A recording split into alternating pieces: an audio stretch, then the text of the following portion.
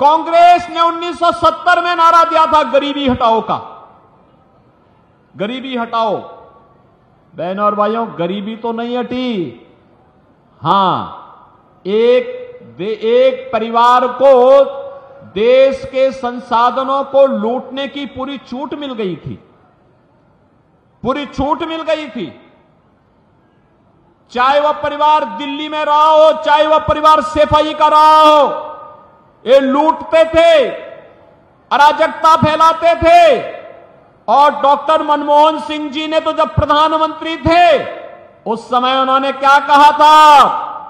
उन्होंने कहा था कि देश के संसाधनों पर पहला अधिकार मुसलमानों का है, तो हमारा दलित कहां जाएगा, पिछड़ा कहां जाएगा, एक खड़गवंशी कहां जाएगा, पाल कहां जाएगा, सैनी कहां जाएगा, गरीब कहां जाएगा, किसान कहां जाएगा, माताएं और बहनें कहां जाएंगी, नौजवान कहां जाएंगे?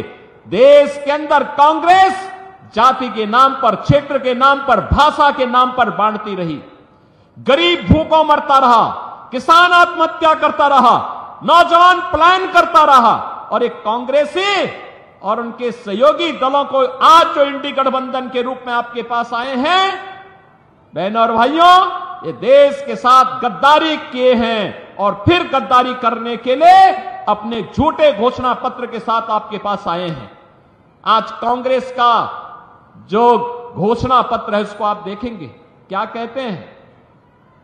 कहते हैं हमारी अगर सरकार बनी तो हम शरिया कानून लागू कर देंगे। आप बताओ, ये देश बाबा साहब भीमराव अंबेडकर के द्वारा बनाए गए संविधान से चलेगा या किसी शरीयत से चलेगा? भारत संविधान से चलेगा। बाबा साहब भीमराव अंबेडकर के द्वारा बनाए गए संविधान से भारत चलेगा, न कि किसी शरीय कानून से। कांग्रेस के लोग अपने घोषणा पत्र में इस बात की चर्चा करते हैं कि हम व्यक्तिगत कानून को लागू करेंगे, यानी शरिया कानून लागू करेंगे, क्योंकि मोदी जी ने 3 तलाक को प्रथा को रोक दिया, पूरी तरह रोक लगा दी, उस पर लगाम लगा दी। और उसको कहते हैं कि हम फिर से व्यक्तिगत कानून पुनर्बहाल करेंगे। ये लोग शरिया कानून लागू करेंगे और कहते हैं कि हम लोग जनता की प्रॉपर्टी को हत्या करके, ले करके उसके माध्यम से फिर उसका बंदर बांट करेंगे। बहनों और भाइयों, क्या आप कांग्रेस और समाजवादी पार्टी को अपनी संपत्ति पर डकैती डालने की छूट देना चाहते हैं क्या?